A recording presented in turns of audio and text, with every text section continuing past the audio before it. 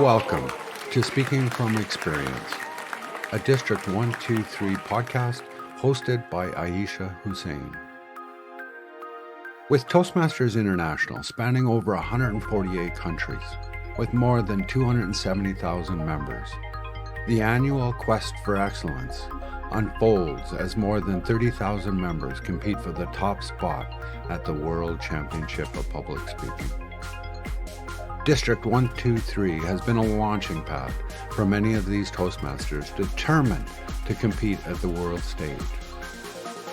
In this podcast, you'll have the pleasure of hearing from some of those accomplished speakers as they share their experiences and reveal what it took to achieve excellence in the world of public speaking. Get ready for insightful conversations with members from District 123 as they share with you their journey to greatness. Hello, and welcome to your very own podcast, Speaking from Experience, presented by District 123 with your host, Ayesha Hussain. Today we have a very unique guest. She is the chairperson of Panorama India, vice president of BMG, which helps and supports students and newcomers in Canada. And not only that, she is also a co-founder of Indo-Canadian Women Foundation, which goals or aims to help women in business. She is Vaidehi. Thank you, Vaidehi, for joining our show. Thank you. Was a tall introduction. How do you find time to do so many things? Yes, it's not easy, first of all. Yes, I'm really delighted to be on this platform and explain that as well. As we say, we have to find time. I'm a mother of two, and when it comes to looking after kids, we don't say that you have to find time. Yes. We find we have time all the time. So I think we just have to allocate ourselves in such a manner that and aim at giving whatever we can back to this community, and that's what actually brings us with that mindset to deliver and help in whatever way we can. I really like when you said giving back to the community, but giving back in such a big way, which is not, you're not only involved in just one community, but various. But what caught my attention, and I'm sure my audience can already guess, it's Indo-Canadian Women Foundation. What was the thought process behind that? That's a very important thing, and I'm glad you asked. Ayesha, many of us have been immigrants to this country. Either us or our parents have come here, and we have started a new life. Many of us had to give up what we had and start from scratch. So that was the time each member of the family had to put in whatever we can to stay together and look ahead in life.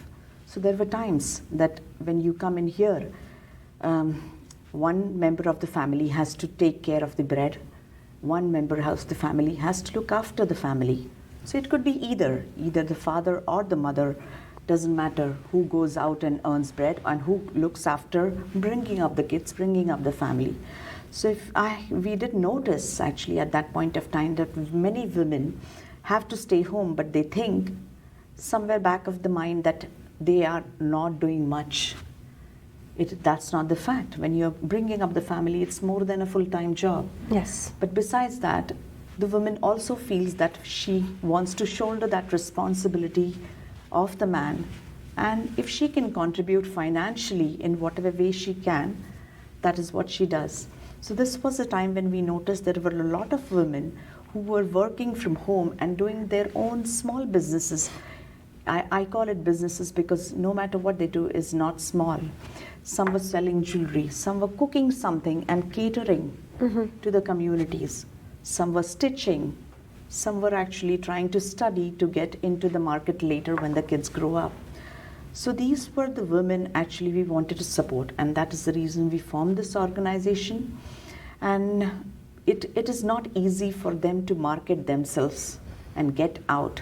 So the first impression that we have is if you don't see an advertisement in public in the media, then that's not the channel that you wanted, that's not the business you want to reach out to. So that is the mindset we wanted to change, whereby if we are all on the common platform, you know that you do something and I would like to support you and I would expect some support from you as well. So that is the initiative that we took. So these ladies that we have about 800 women in the WhatsApp group, as well as we have a Facebook group. And we brought them together and they are supporting each other.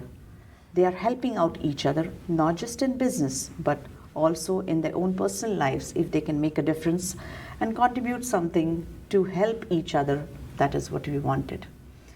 So we did an expo last year in September, where we brought all these vendors. They came out, so they had their vendor booths in the expo, and they were actually selling their products, services, and some were just out there networking for their outreach, connecting with other women who can help out and support and give a boost to each other.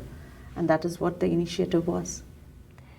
This is such a beautiful initiative, and there are so many things that you said that resonated with me, is where especially when you're an immigrant parent or a family that comes in, somebody has to stay in. But you said very rightly, and coming from an Indian background myself, I understand that culturally women is expected. Naturally becomes the caregiver, the homemaker. And to start a business in that environment, and I'm asking you because I've seen a lot of women already there, if you could tell what is the biggest struggle they faced, because I'm understanding that while they started the business, they were still shouldering 100% of homemaker responsibilities. What was the biggest struggle or the biggest hurdle they faced? I think many of them, different women face different challenges depending on their setup. So it's very hard for us to understand or for us to judge that her challenges are actually negligible, or my challenges are much more difficult than hers. So it depends on their own setup also. Some actually face difficulty in starting their own education as well, because when they come in here, they realize that their education is not at par, which we Correct. all have probably experienced.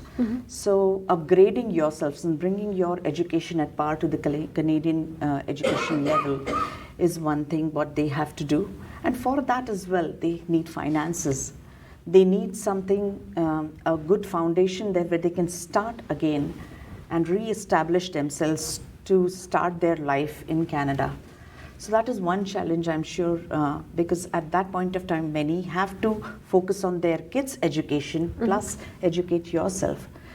When you come to this country, then you feel that you've already done your studies and you're here, you want to work and you want to actually make your career as well. But for many, that doesn't happen. They have to start from scratch. They have to go back to studies, and they have to, which is not wrong, because yes, according to the Canadian standards, of course, and the local education, what they have to inculcate and then start, which is essential as well. So I think that's where it comes in, that they have to first build up their foundation of having that finance to get themselves into the education line, and then begin their career to support their family.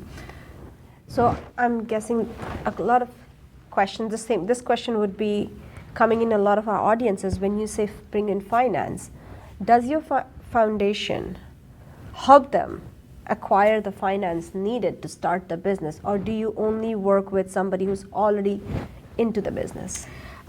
Financially, of course, we try to seek help from places whereby there are a lot of government grants, if you see, provincially as well as federally in Canada. So we try to guide them to people who can assist them apply for these grants, or try to find sources. For smaller grants or something like that, we do a fundraiser or something like that, which will give them the initial start. But there are other opportunities whereby the provincial and the federal government have opened up platforms of grants for new immigrants to start businesses. So that is what they can apply as well. So this guidance, actually, we try to find out ladies who have information from our group itself, and if they can provide. So that is what we also do. We organize webinars whereby they are able to educate. We also get the financial institutions to actually come. Like recently we did a webinar with ICICI, and they also actually educated all the women in our group as to how they can apply for some funding, or they can actually apply for the loans, which they can get it with a minimum rate of interest. So that really helped many women, and they were actually contacting them to seek help for their businesses which they are focusing on. So this is actually very, very new even to me. That, I mean, I've been in Canada for about 25 years, but do not have the knowledge of all the grants and funding available by the government. So that's one thing if you're struggling with or finding, not being able to find that path, I sincerely advise you to connect with Vaidehi so that you can find the right path and funding and start your dream business. Would that be correct to say? I've said it without your permission, but now I'm asking you, was that correct to say? I won't be the right person actually as such to advocate that, yes, I can arrange your funding. But yes, we will help reach out to the people. There are a lot of women in our group as well who are working for the provincial government as the federal government. And I'm sure there will be some women who will be able to help. So we can actually find out that information for them, and we will be able to try to guide them accordingly. Exactly. That's what I was trying to say, get the education and the guidance to have a path. Because sometimes what happens is you want to start a business, you have a great idea, but, oh, I don't have the money. And there goes the great idea down the drain. But don't let that idea drown. But I want to ask you, when somebody is joining, and as you said, it's not a paid membership yet, on Facebook, or what's the other platform you said? We have a WhatsApp group actually, because that is the direct means to stay connected with these women. And from time and on, we do webinars actually, whereby we bring some women to talk about their business. So actually we are able to connect with them one-on-one and understand what resources we have in our group itself. So do you look for any criteria for qualifications to join the group? There is no criteria. A woman, it's in herself, is full of knowledge and wisdom, whatever you can say, yes. So we don't draw lines, and this is not just Indo-Canadian women. It's an inclusive platform, so we don't limit that. As I mentioned, I propagate the values of inclusivity. So that is why we include women from all religions, races, doesn't matter which country they are from, but it's basically women supporting women. And that does not mean that we don't support men.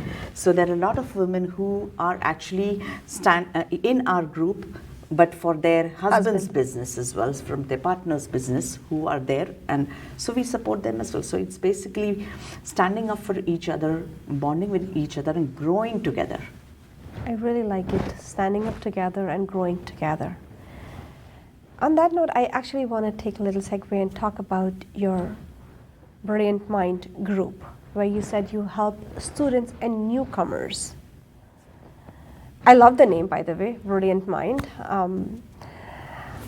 But how do you help, and how do you decide that, yes, this is the student we are going to work with? Because when you say brilliant, and by society's norms, not the way I've described it, where it's someone's a high achiever, someone's not, you get the scholarship, you don't. How do you decide who you're helping in? Is there any criteria for that? So the name of the group doesn't mean that you have to be brilliant to come to the group. So it's basically what we claim is we have brilliant minds who are there to guide you and assist you. So the founder is Mr. Dinesh Sharma, and of course Leslie is also who is with Toastmasters, also associated with Brilliant Minds group, and he's standing with us as a great support. So besides that, we also have some good professionals who support us, who help us guide these newcomers and students as to when they come new to the country, as to what pathway they should select to further their career, what they want to pursue. And is it limited to new careers or somebody who's been here for long, like newcomers, or just any student? Any student should be fine. Yeah, it doesn't matter if you're not new, but if there are international students who have been studying their courses, we are not defining the new length as to how long you've been in the country. But it's if you seek guidance, then basically if you come to Brilliant Minds Group, then we actually give you that guidance with the help of all the professionals who are associated with our organization, and they will guide you if you want to pursue something. How do you do? What would be the best channel that you would want to pursue? And of course, then you take the decisions. Okay. I love what you're doing, but I'm going to, for 1 second, take a step back and play a devil's advocate. There are counselors at colleges, at schools, at universities who claim to do the same. What benefit would a student get from coming to you and not them? Yes. So the counselors are actually helping them in the premises as such. And the counselors are doing wonderful job. But at Brilliant Minds Group, we have versatile professionals who are focused into their individual respective fields. So they are able to give them a direction in that particular field, what they want to pursue. So somebody who's doing animation, you have somebody in animation in the field working and can guide them in that, instead of just somebody who's working in the office as a student counselor. Yes, so if we don't have anybody, then we look for. So we are also learning as and when we go, when we find the need of a student, then that's how we try to brainstorm ourselves. And if we stretch our outreach to find an individual who can help the new student or a newcomer. So more like in-field training. Is there any cost involved with this? Brilliant. So far what we have done is we have conducted our free sessions and seminars and workshops. And we depend a lot on the grants and the support, financial support that we get from the provincial and the city government as well as the federal government. And a lot has been contributed by the founders and the board itself. So the board has been contributing whatever we can individually to support this cause, because this cause is dear to all of us. Right. The entire board has been a newcomer at some point, yes, and whereby we have immigrated to this country, and that is why we wanted to give back and, as you must have heard, pay it forward. Yes. So that is why we all are here together to make a difference in their lives and to make their journey easier as opposed to ours what has been. So I'm sure the newcomers coming later would not have to face the same struggle what we have seen. So make it easier for the next generation. But I want to ask you, so you said a lot of people who are working in the field actually at the coaching. So these professionals, they volunteer their time, or is it like, and again, this is completely off the topic, but I'm just curious, when they are contributing with the students, when you're working with it, I'm assuming you don't have any one-on-one yet. So what we have is like, we are all volunteering. Yes. None of the board members are paid. So, and anybody can be a volunteer as well. We also have a list of mentors who have actually volunteered to mentor those newcomers. So right, that doesn't stop anybody. So if you have any knowledge, you want to pay it forward and you want to give back to the community, BMG is your platform, because we need help from all the professionals who are eager to contribute and help the newcomers. We all want to see our next generation in a better place than we are. So everyone is welcome. If you think you are a mentor and you can make a difference, you're welcome to join the Brilliant Minds Group platform. So you're able to contribute and give back to the community.